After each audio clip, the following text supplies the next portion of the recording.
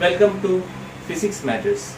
Today's our topic of discussion is photoelectric effect. Let's start with the definition of the photoelectric effect. So what is photoelectric effect?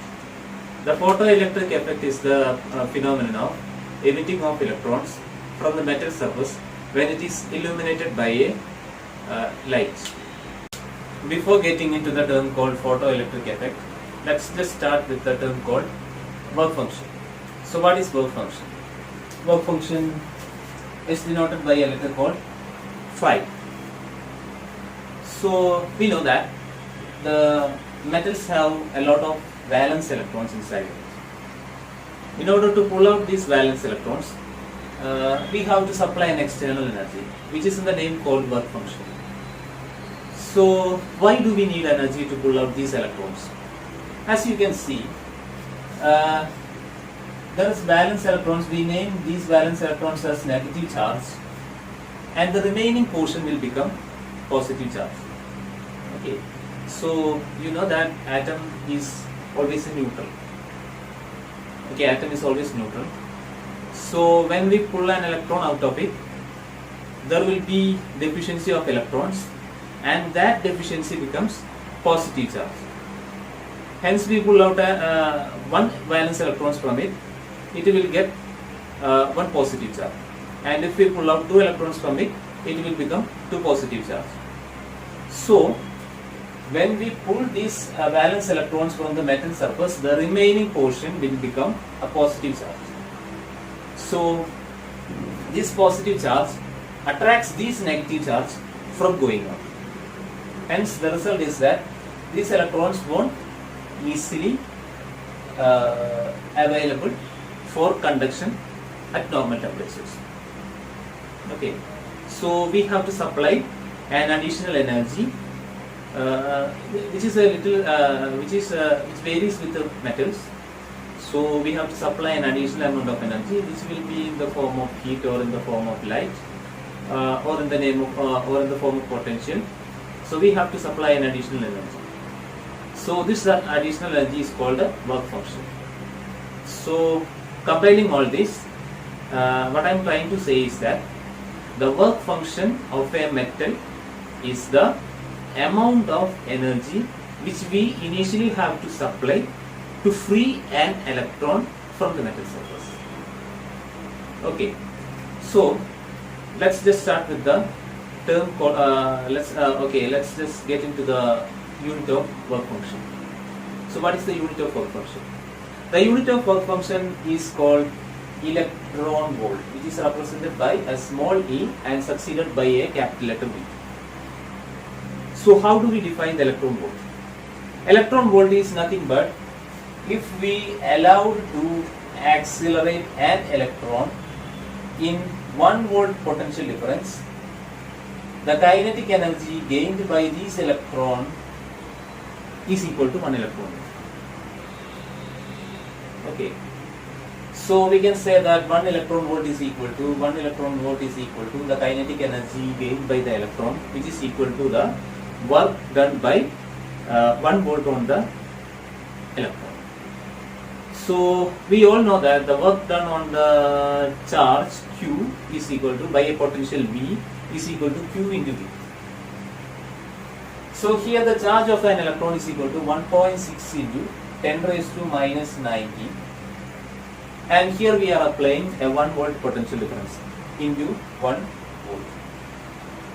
So which is equal to 1.6 into 10 raised to minus 9. So this is the kinetic energy. What is the standard unit of kinetic energy?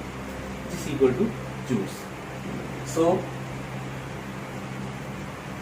1 electron volt is equal to 1.6 into 10 raised to minus 90 joules. This is the unit of work function. It is in this unit we are expressing work function. Type of emissions. So how can we emit the electrons from the metal surface? Okay, so there are basically 4 methods of emission. One is thermionic emission, and the second one is cold cathode emission, and the third one is photoelectric emission, and the final one is secondary emission. if we heat a metal surface, what will happen? The kinetic energy of the molecules and also the electrons will increase. So, as a result of we are supplying the external energy in the form of heat. In thermionic emission, we are supplying external energy in the form of heat. This heat energy is taken by the electrons and they get released. Okay, this is what happens in thermionic emission. So next is the cold cathode emission. So what is cold cathode emission?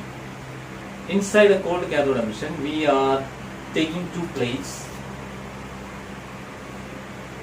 positive and negative charge, and we are applying a high potential which is around 10 raised to 8 volts is applied. And due to this high electric field, electrons get emitted from the negative plate. So these electrons will travel towards the positive plate. Hence these electrons were emitted using the energy of a high electric field. This emission happens in ordinary temperatures. This type of emission is quite dangerous and is not efficient. And the fourth one is the photoelectric emission. In photoelectric emission, as we said earlier, we emit electrons using the energy from the light. So when light falls on a metal surface, the energy from this light is transferred to these electrons and these electrons get ejected out.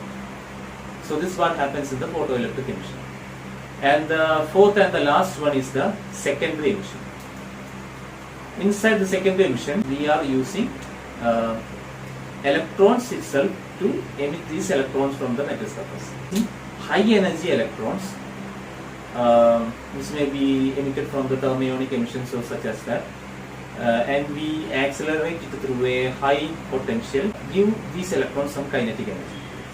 These electrons were allowed to bombard on a metal surface, and these electrons bombard with the free electrons inside the metal surface, and that electrons get released. Now, these are all the four types of emissions. We are now discussing the experiments which leads to the photoelectric effect. So first of all, the photoelectric effect was discovered accidentally by Heinrich Hertz while he was experimenting on electromagnetic waves. He saw frequent sparks when the detector loop is allowed to illuminate with light.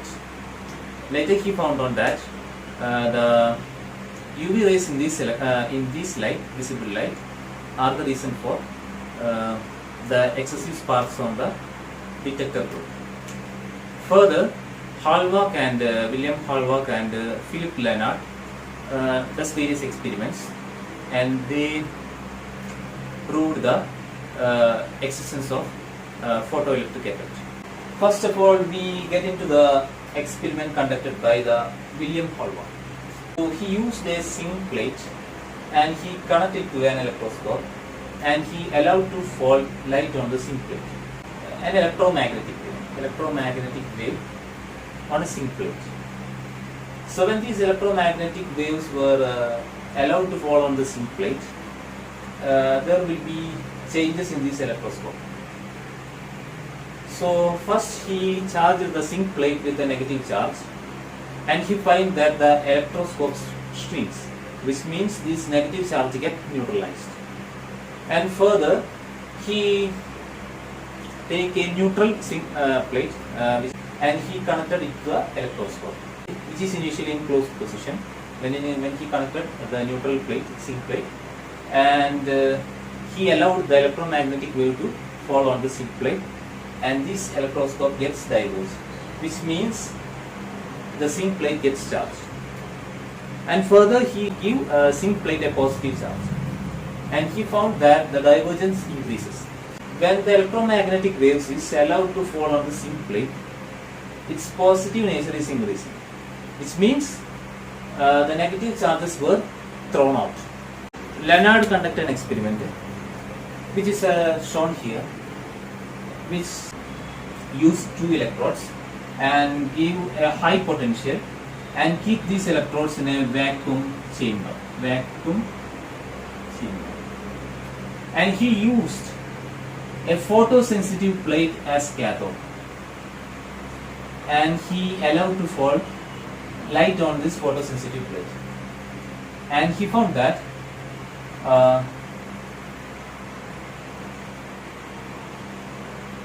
when a micrometer is connected in the circuit, it is showing some indications, which leads to the fact that there is little amount of current flowing through this circuit. When he shuts the windows, current becomes zero. So he finds that the electrons get emitted from the photosensitive plate and it reaches to the anode, and the circuit gets completed and the current flow happens inside the circuit. After the discovery of electrons, these negative charges were identified as electrons, and these electrons were called photoelectrons. Later he adjusted the frequency of the light waves. Research showed that when he uses different frequencies, there will be changes in the electric current in the micrometer. And when he used lights which is below a certain frequency, there is not at all current inside the circuit. For a particular frequency only, these electrons get only emitted, which varies with the metal. If we use another metal and he just repeated the experiment, he finds that for another frequency, electrons get emitted, and below that there is no current. He called this frequency the threshold frequency. Threshold frequency is nothing but below a particular frequency, the electrons won't get emitted. Only the electrons get emitted if the frequency is equal to the threshold frequency or greater than the threshold frequency.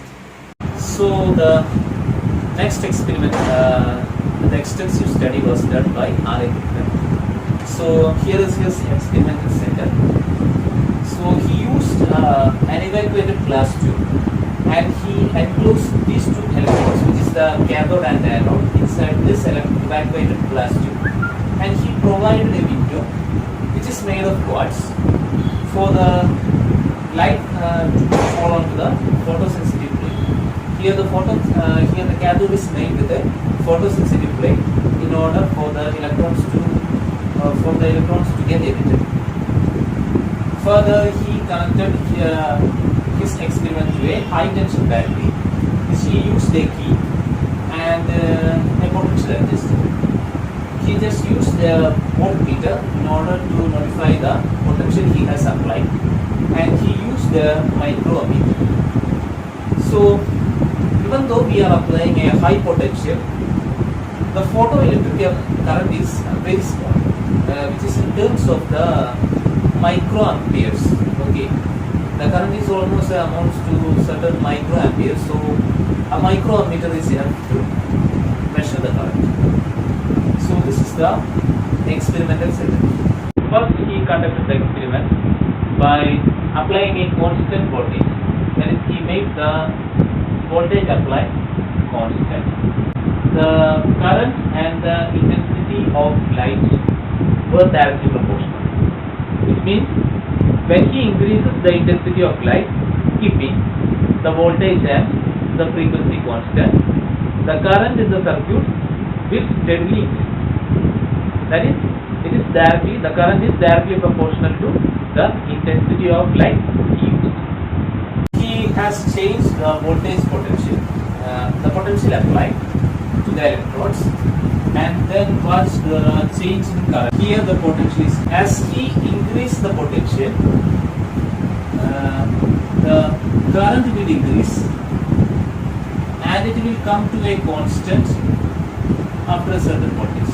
As we increase the potential, more and more electrons will be pulled out from the cathode towards the anode. As we attain a certain voltage, the number of electrons come to a saturation point, that further increase in voltage cannot increase the number of electrons emitted because the maximum number of electrons is as achieved.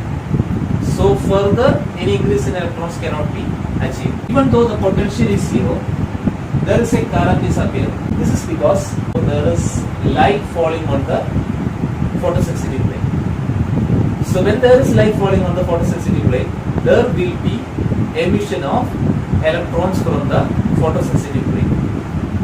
Certain kinetic energy will be gained by these electrons when light falls on it. So these electrons will certainly reach the anode, and the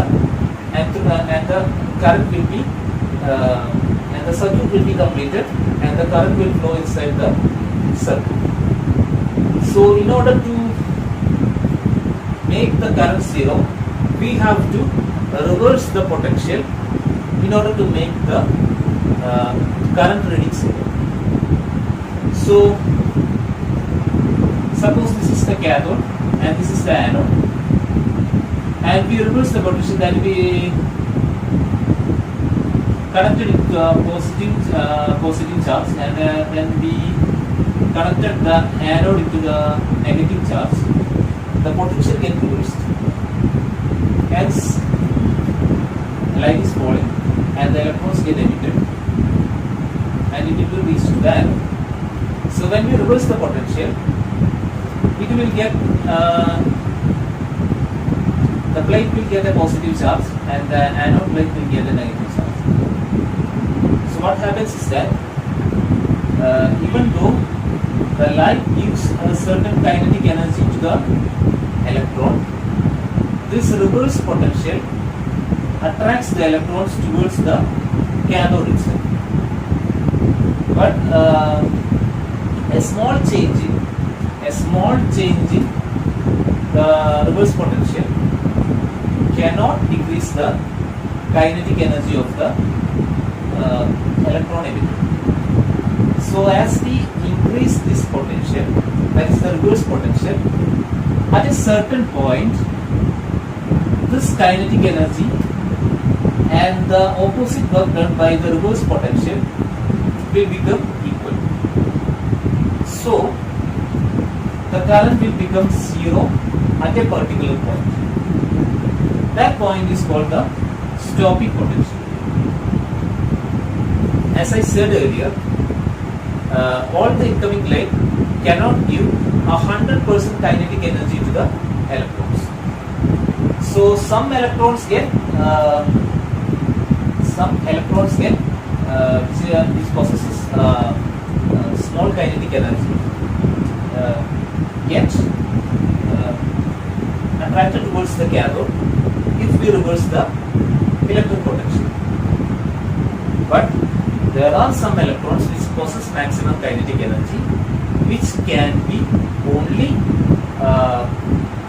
attracted towards the cathode if and only if we apply a potential which is equal to the stopping potential or the cutoff potential.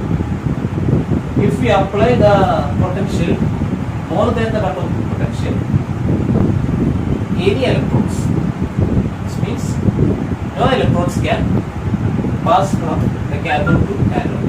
Hence the current will become zero. Okay, so this is the stopping potential. Using different intensities of light, the stopping potential remains the same. This is because the intensity is a term which I have to say is the amount of photons falling on the photosensitive plate. Which means when intensity is increased, the number of photons is increasing, not the energy of the coming photon is increasing. If we increase the energy of a single photon, then only we can increase the cutoff potential. So here, if we are increasing the intensity, we are not increasing the energy of the photon, but we are increasing the amount of photons. Hence there will be a total increase in the energy. So we cannot increase the stopping potential using the intensity. So we can say that the stopping potential of this experiment does not depend on intensity. In the next case, we are changing the frequency of the electromagnetic wave falling on the photosensitivity wave, and we are keeping the intensity constant, and we are changing the potential. Let's start with the zero potential. For the 0 volt, the current for each frequency is different. The first frequency is greater than the second, and the second is greater than the third.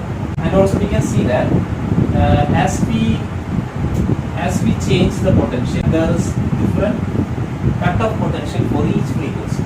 The light can be defined as a wave, and also the light can be defined as a particle. So we can define the properties of a light, certain properties of light, by assuming light as a wave, and certain properties of light by assuming it as a particle. Diffraction, interference, etc. can be explained using the wave property of light. But the photoelectric cannot be explained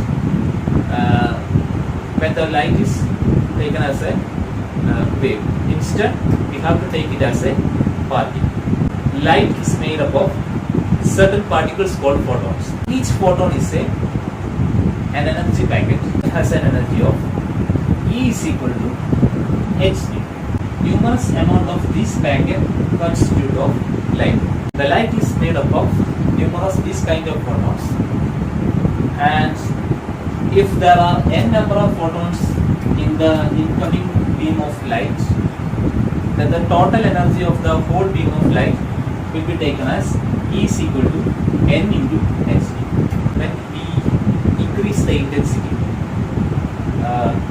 the number of photons will increase. Hence, the total energy of the beam is increasing, but not the energy of single photon is not increasing. As we increase the intensity, the total number of photons, increase, and the total energy is increased, and more electrons get pulled out. When we increase the frequency, the energy of a single photon is increasing. Okay, so the kinetic energy possessed, the maximum kinetic energy possessed by a single electron is increasing. So what happens if we increase the kinetic energy of a single electron? We need more energy to pull back the electron towards the gap. So that's the reason why the cutoff potential is increasing. So I have said earlier that when light falls on the cathode, a photon emits an electron, and suppose the electron gets maximum kinetic energy. That maximum kinetic energy gets increased due to the increase in frequency. So what happens is that more energy should be provided for making this maximum kinetic energy possessed electron to move back towards the cathode. So when we reverse, that is when we reverse the potential, we have to increase the potential because this electron possesses much more kinetic energy. Hence, we have to pull it at a much stronger force. Hence, we have to increase the potential in order to pull back the maximum kinetic energy possessing electrons to make the current inside the circuit zero. Intensity adds to the term number of photons, but the frequency adds to the term hν itself. Even though we are using different frequencies, the current is not changing. The maximum current is not changing. The current is the amount of charge flowing through a point in 1 second. Okay. If what happens if number of the charges passing through a point increases, the current increases. Okay. If we increase the intensity, the number of photons gets increased, and also the number of electrons get emitted also increases. This means more charge carriers are passing through the circuit when we increase the intensity. When we increase the frequency, the energy of electron, a single electron is only increasing, but the number is not changing. Okay, we are keeping the intensity constant, but the number is not changing. Hence, the amount of electrons emitted is not increasing. This means the maximum current will not increase if we change the frequency. That's all for today. Hope you like the classes. Thank you all. Have a good day.